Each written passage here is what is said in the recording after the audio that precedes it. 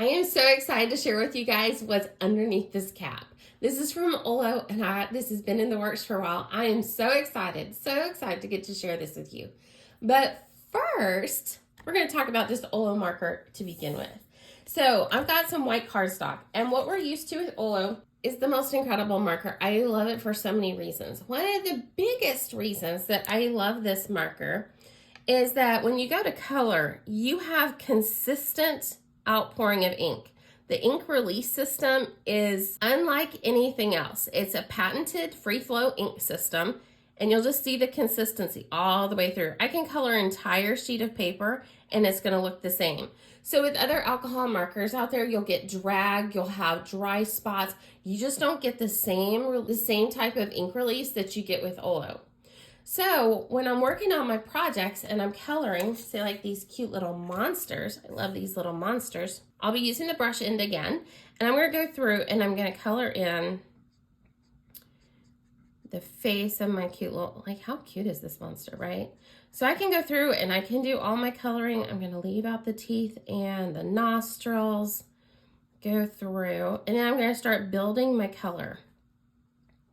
As you can see, it doesn't take long. One of the things I love about OLO is how quickly you can learn how to use these markers. There's not a giant learning curve. You can take it to higher levels, but you can also just color. And you get this beautiful, consistently colored image, right? Now we can go back in. We'll bring in a color that's a little bit darker. Still gonna stick with the brush end. The other end is a chisel tip. We're gonna go through. We're feather in some darker areas. Oh, I cannot wait to share with you what is underneath that marker cap. Oh my gosh. And I'm curious if you can guess what it's going to be. So I'm going to add some shadow underneath there. I'm going to go back over it with my lighter color. Just blend it out a bit. I don't want to overblend. I think that's one of the mistakes people make when they're working with alcohol markers. We do want to have some distinction of color. So now I'm going to go in with a darker marker for part of it. And we're going to go in, I'm just going to do a little bit of feathering, not much. And when I'm trying to do something so controlled, it's really easy for me to, number one, go outside the lines, but it's also easy to have the big feathering marks. And that's all fine and good, except that's not what I want. And so up until now, you have to have a very, very gentle hand, or maybe you don't. So underneath this cap is the same that's under this cap, just a different color.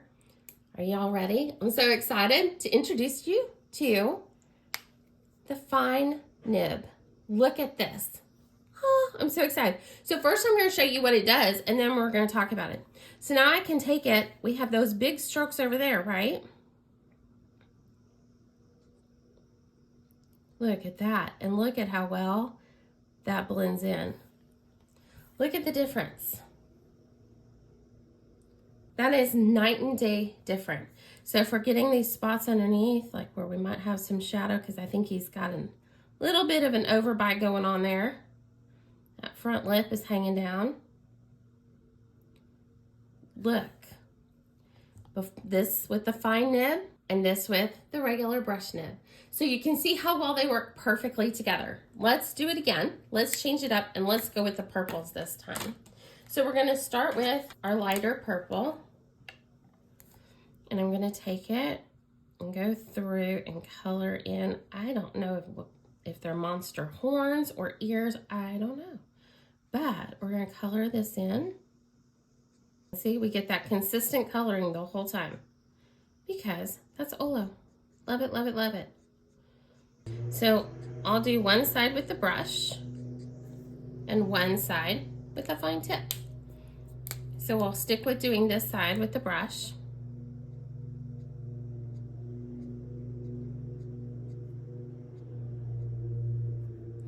Get over here just a bit.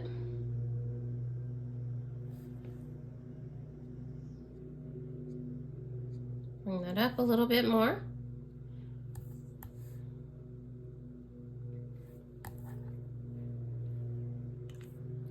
And that looks really good. But now what happens when we're able to do with the fine nib? We have more control over it, finer lines. To me, I can release easier and have more of that feathering look.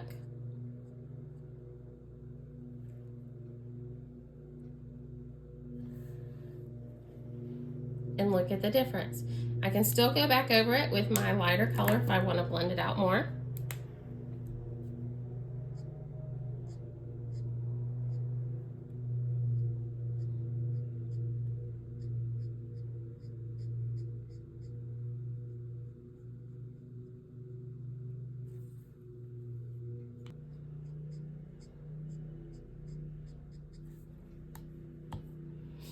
And look at the difference. Night and day different. We have way more subtle feathering here than we do over here. I love the look of this. Now let's have a little bit more fun and add a bit more texture to both the face and to the body. So we're gonna go back in with the fine nib, and I'm gonna do just adding some dots.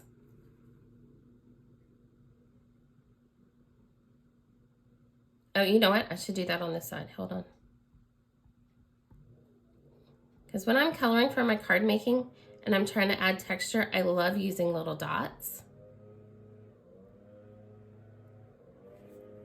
Okay, now if I were to do that with the brush, and I don't like to use this much with the brush end because I don't want to damage that nib. So just very lightly.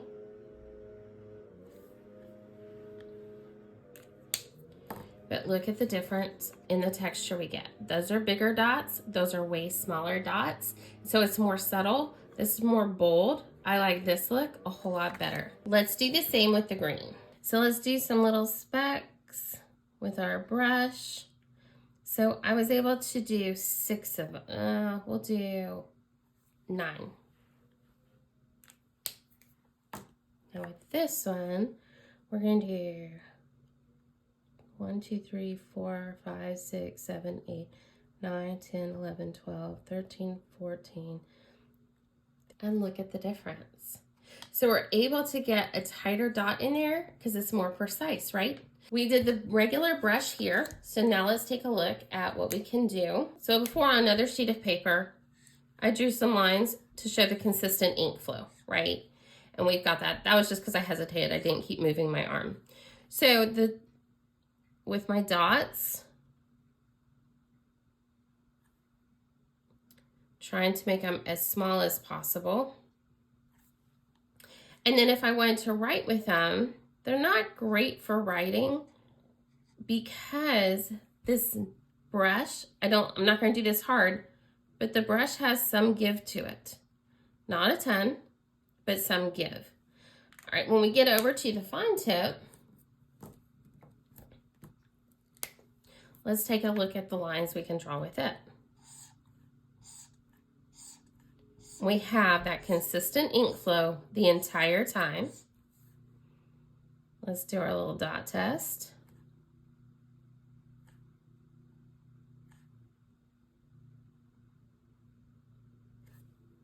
And let's do some writing.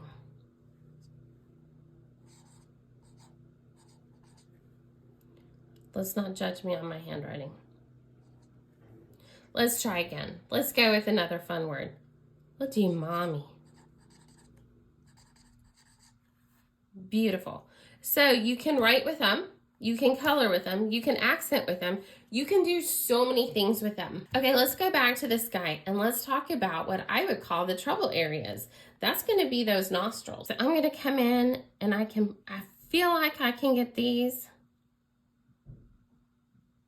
So I was able to get that one. These little fingers though, I'm doing my best to stay in the lines. I'm going very slow. I don't know if I can finish this one. Nope, I definitely went out the lines there.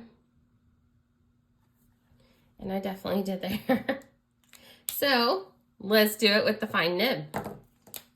Because a lot of times as card makers, our stamps, they have these little tiny elements, right?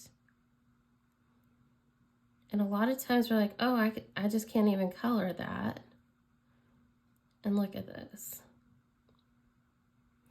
So you might think that this nib has some give, and it really doesn't. It is a firm,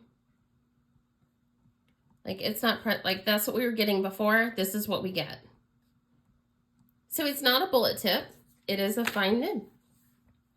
And we can go in and even these narrow little bits of the arms.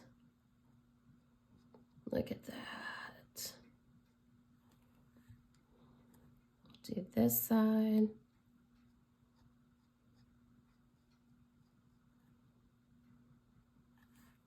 We do the feet. And we just have so much more control over it. So we can do just straight up coloring with it, or we can, oh, I missed a spot. Or we can use it to enhance our blending and our feathering when we're coloring in things.